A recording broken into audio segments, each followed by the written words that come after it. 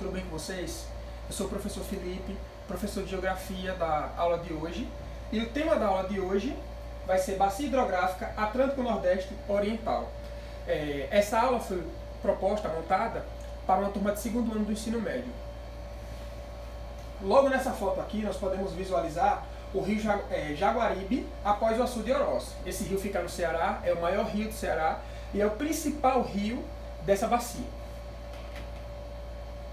Então, como objetivo dessa aula, eu tenho por objetivo que o aluno conheça a Bacia Hidrográfica Atlântico-Nordeste Oriental e suas características, o rio Jaguaribe e a sua importância, o que são açudes, a sua importância e quais são os principais açudes desta bacia, qual o uso e ocupação do solo nesta área geográfica e os impactos positivos e negativos de cada um deles. Então vamos começar. Eu trouxe aqui como características gerais, vamos falar um pouco sobre essa bacia. Ela é uma das 12 regiões hidrográficas do Brasil, e essa região ela ocupa uma superfície de 285.281 km², que equivale a 3% do território brasileiro. Ela possui vários grandes núcleos urbanos e um significado parque industrial, ou seja, tem uma importância também industrial.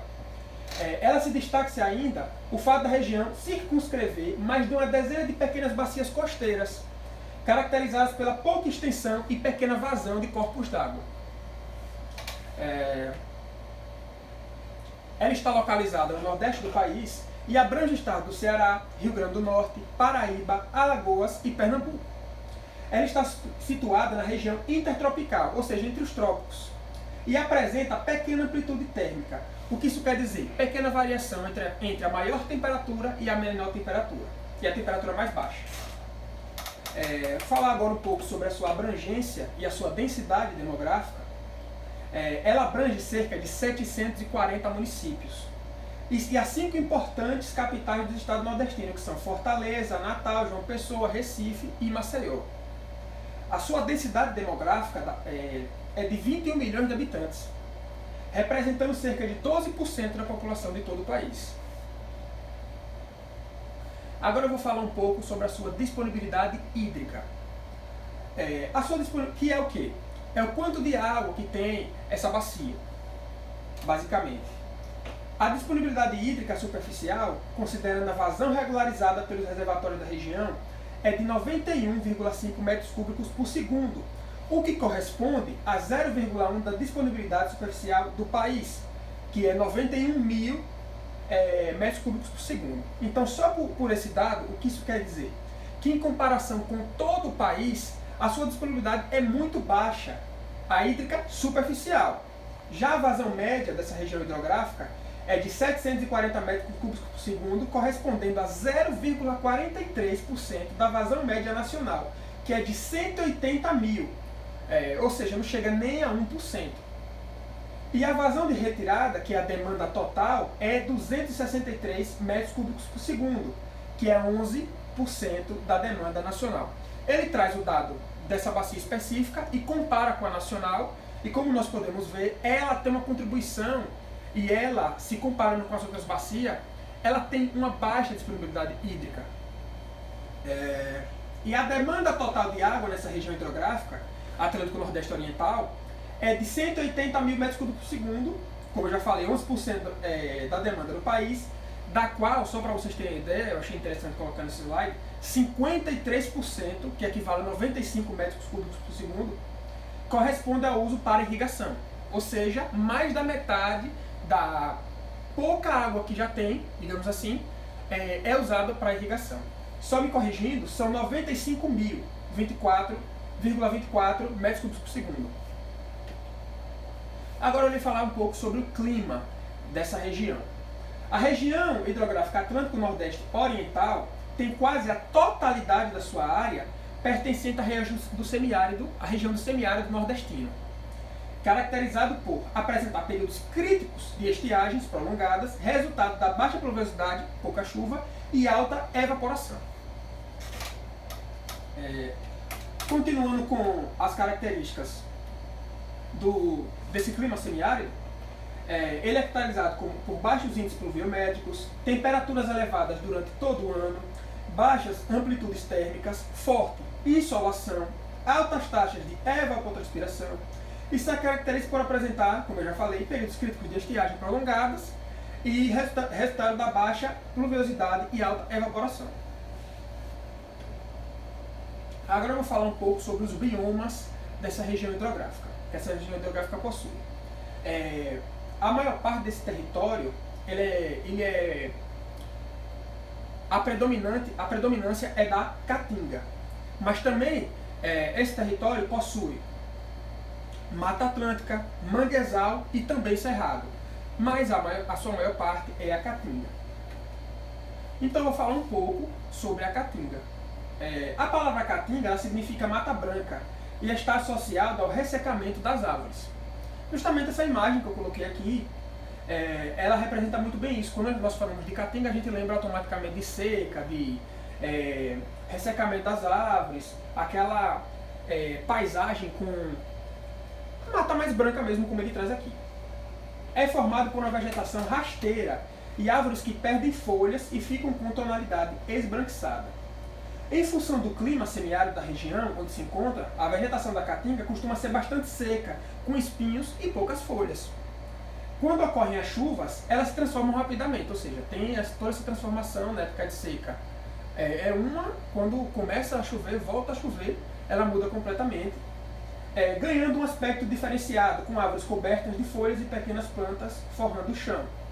Nós podemos ver aqui a diferença das duas imagens, a primeira com uma seca extrema, uma vegetação bastante seca, e a segunda, apesar de manter a característica geral de ser seco, mas você percebe até pela coloração da vegetação, que está mais verde, então quer dizer que ocorreu uma chuva recente nessa região. Agora eu vou falar um pouco sobre o relevo dessa região hidrográfica. O relevo da caatinga apresenta duas formações dominantes: os planaltos e as grandes depressões, formados de fragmentos de rochas, muitas vezes de grandes dimensões.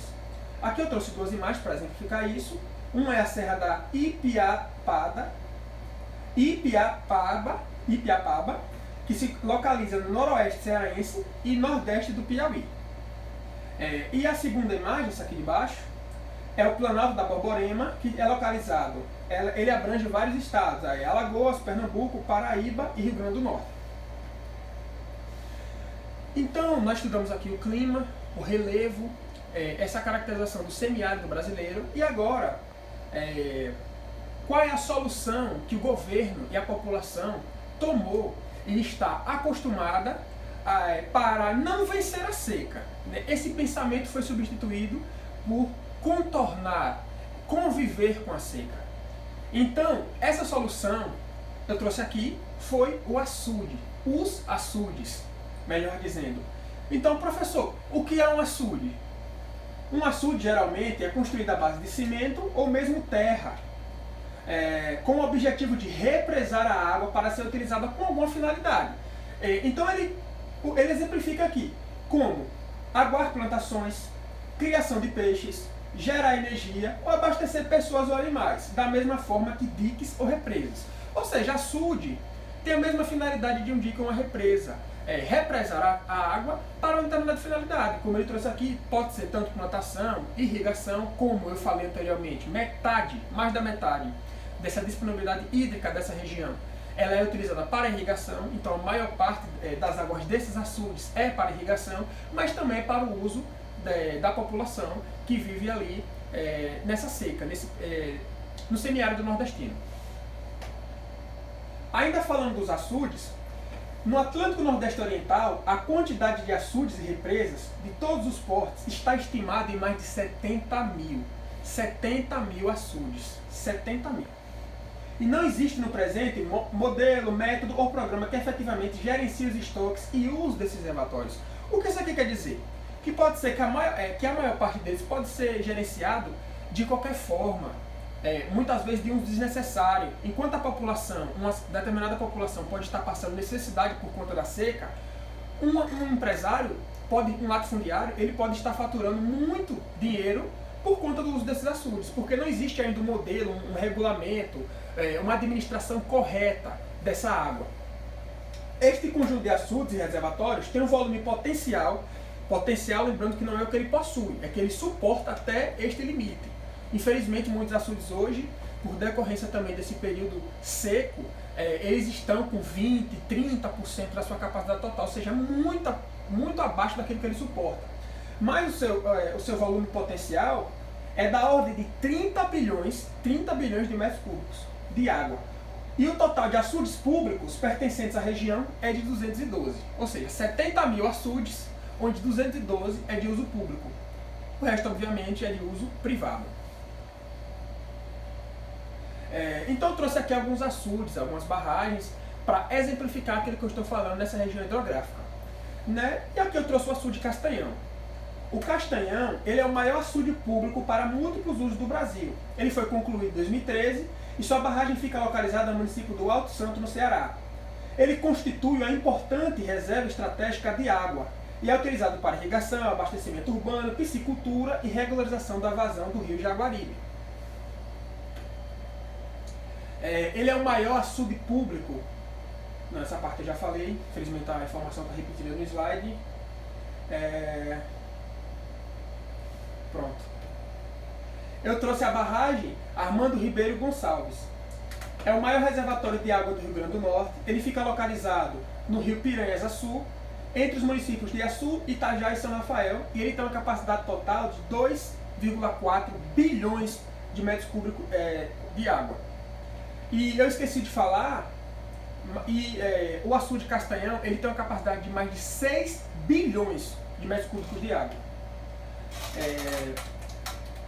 Ele foi inaugurado em 1983. Também o açude Oroz, localizado no Ceará. Ele está localizado no leito do rio Jaguaribe, na região centro-sul do Ceará. Ele foi inaugurado em 1961 e ele tem uma capacidade de 2,100 bilhões de metros cúbicos de água. E trouxe também o açude Banabuiú. Ele foi inaugurado em 1966, tem uma capacidade total de 1,7 bilhão de metros cúbicos de água. É localizado no Banabuiú, estado do Ceará. E agora eu vou falar sobre o principal, aquele rio que eu falei logo no começo da minha apresentação, o rio principal dessa bacia hidrográfica, que é o rio Jaguaribe. Então, ele é o maior rio do Ceará. Ele tem um comprimento, só para vocês terem uma ideia, de 633 quilômetros. Ele tem sua nascente na Serra da Joaninha, Tauá, estado do Ceará, e sua foz é no Oceano Atlântico, na divisa entre Aracati e Fortim, estado do Ceará. Ele ocupa uma área da bacia de 75.669 quilômetros quadrados. Quais são os seus principais afluentes? Rio Salgado, Rio Banabuí, Rio Cariús, Rio Sangue ou Riacho do Sangue, Rio Palhano, Rio Jucá e por aí vai. Não vou falar por conta do tempo. Um detalhe importante é que toda a sua margem é utilizada para agricultura, piscicultura, agropecuária, como também para o lazer das comunidades ribeirinhas. Esse rio ele tem um papel fundamental na economia de toda essa região da bacia, tanto para a sua população, que usufrui como lazer, turismo, mas também como os açudes, que vocês puderam visualizar, tanto o Castanhão como o Oroz, eles têm a sua base principal, o rio Jaguaribe. Ainda falando mais um pouco desse rio, eu achei interessante colocar isso no slide, trazer para vocês, que é que antes da construção do Castanhão, esse rio era conhecido como o maior rio seco do mundo, pois era um rio sazonal. O que é um rio sazonal? É um tipo de rio que durante o período chuvoso apresenta bastante água, mas que pode desaparecer totalmente durante o período de estiagem. Mas ele se tornou perene. O que é perene? São aqueles que há sempre água correndo, há sempre um fluido de água em seu leito. Ele se tornou perene com a construção do açude, que passou a regular o fluxo da sua água, da água desse rio. Agora eu vou falar um pouco sobre a degradação da qualidade da água da bacia hidrográfica Atlântico Nordeste Oriental. Eu trouxe aqui 4 pontos interessantes para vocês se situarem dessa degradação da água. A zona litorânea é especialmente atingida pela degradação da água, devido principalmente à expansão das metrópoles. Ou seja, conforme as grandes cidades foram surgindo, obviamente aumentou a poluição, e como as pessoas gostam de morar, ter essa vista de frente com a praia, as imobiliárias acabaram fazendo esgotos mal planejados que desaguam no mar. E isso vai contribuir para desagam nos rios e tudo mais. Isso vai contribuir para a degradação dessa água.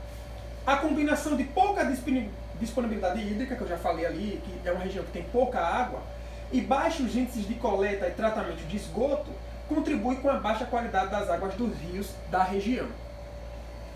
E a poluição hídrica se dá, sobretudo, como eu já falei, mais uma vez ele bate, mas aí ele traz outros pontos. Despejos de esgotos, aterros sanitários, retirada da vegetação em manguezais, obviamente para construir mais e mais apartamentos, hotéis, resorts, e pela disponibilização de resíduos sólidos em rios e mangues. Lixo, o tempo todo ele traz a sua maioria em lixo. Aterro sanitário, despejo de esgoto e pela disposição de resíduos sólidos em rios e mangues, traduzido como lixo. Na região do semiárido, a qualidade das águas, sobretudo dos açudes, é comprometida pelo processo de eutrofização, que está relacionado com o aporte de nutrientes nos corpos hídricos, principalmente o fósforo. Eutrofização, para ficar mais claro, eu trouxe aqui para vocês também, o que é a eutrofização?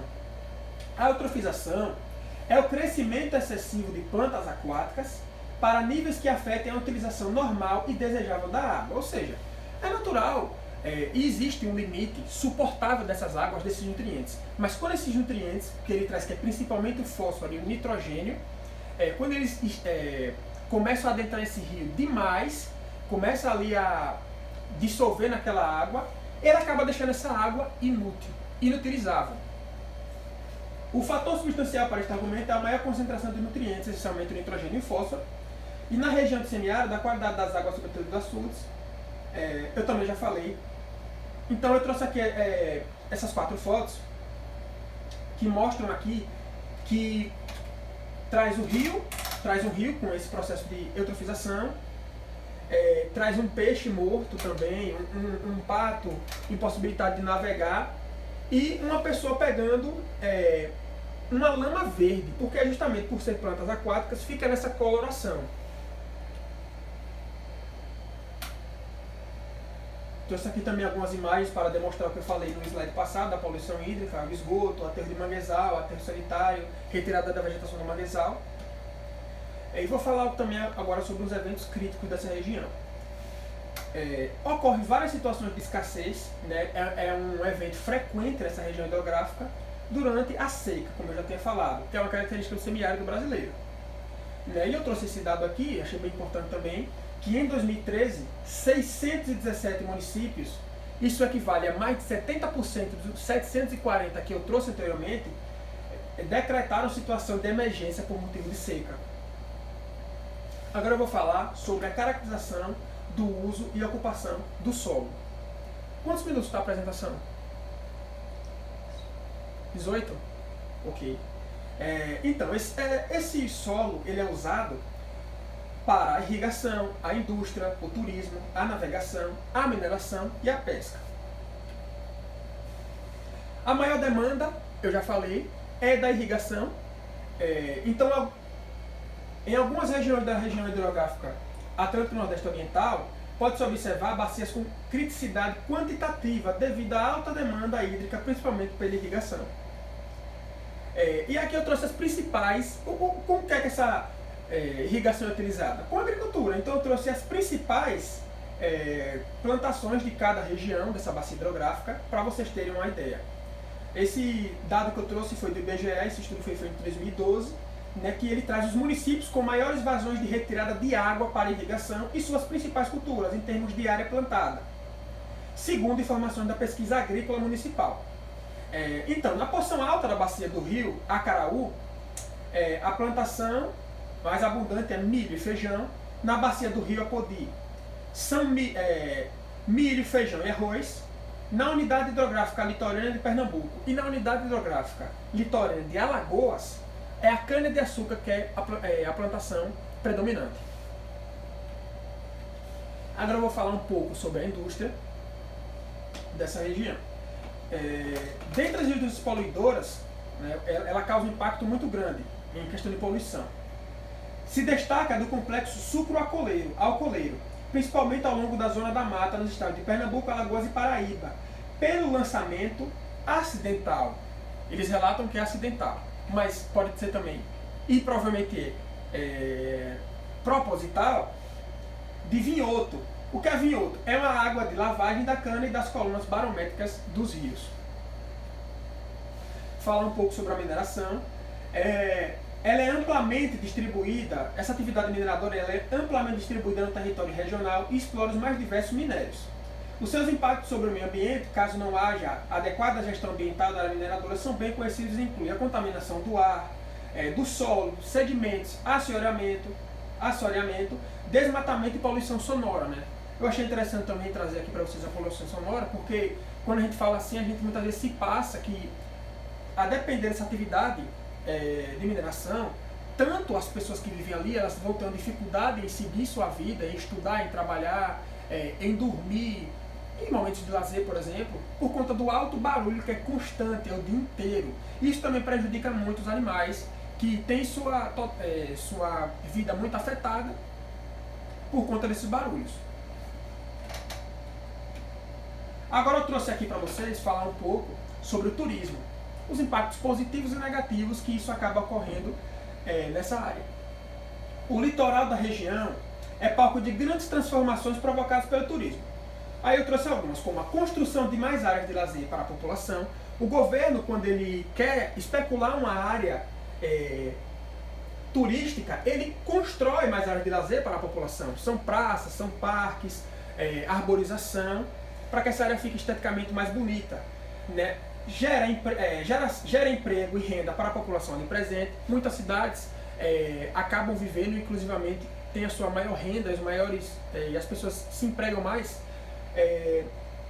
com o turismo, por conta da região que é muito turística. Enfim, está um pouco redundante, mas é isso. Gera emprego e renda para a população ali presente. Ocorre também investimento por parte do governo para a estruturação dos pontos turísticos, como eu já falei, e acaba ocorrendo desenvolvimento urbano. Agora, os impactos negativos do turismo construções de grandes hotéis na linha da costa. O que isso acaba ocorrendo? Eu trouxe hotéis, mas pode ser resorts, pode ser condomínios fechados. Ocorre muitas das vezes uma destruição de cordões dunares, a poluição das águas, o aterramento de mangues e produção do lixo, mais uma vez batendo nessa tecla que eu já trouxe anteriormente. Quando o condomínio fechado é construído naquela determinada área, muitas vezes aquela praia que é de uso comum, qualquer pessoa pode ir lá, ela vai ser privatizada para somente quem paga para frequentar aquele hotel, paga para frequentar aquele resort ou mora num daqueles condomínios. Agora eu vou falar brevemente sobre a navegação. Nessa região não existe hidrovia prevista ou em funcionamento, uma vez que os seus rios são intermitentes ou de mínima vazão. Justamente aquilo que eu falei, devido à disponibilidade hídrica, não tem como fazer um porto, não tem como fazer importação e exportação por essa região, por conta que o barco ele simplesmente não vai conseguir navegar, por conta que o rio ele é intermitente. Somente navegação de pequeno calado para lazer e transporte de passageiros e cargas existe na região, ou seja, transporte de carga existe, mas é de pequeno porte. Então, para essa aula, quantos minutos? 23. Então, a atividade que eu propus para essa aula é que os alunos deverão trazer na próxima aula uma redação com no mínimo 10 linhas sobre a Bacia Hidrográfica Atlântico Nordeste Oriental. As suas principais características, o seu rio principal, os seus açudes, o uso e a ocupação do solo e os impactos positivos e negativos do turismo para a região. E eu também quero saber o que o aluno achou da análise dessa bacia hidrográfica. Por que eu estou propondo essa atividade? A maioria dos professores, eles passam perguntas objetivas para os alunos responderem, porque eles têm todo um objetivo, eles querem aquela pergunta específica, que aquele conhecimento ele seja relembrado. Eu propus nessa atividade que o aluno ele tem essa liberdade de escrever, tanto porque ele treina a redação, que já vai servir para os vestibulares que ele vai fazer, é uma turma de segundo ano do ensino médio, e também porque eu quero saber, apesar de ser mais trabalhoso, eu gosto mais desse tipo de atividade, porque eu vou saber o que o aluno mais prestou atenção, as informações mais marcantes, o que para ele mais fez sentido, né? Então, ele vai fazer uma síntese de toda essa aula que eu acabei de ministrar. E é isso, ficamos por aqui. Muito obrigado pela sua atenção e até a próxima aula.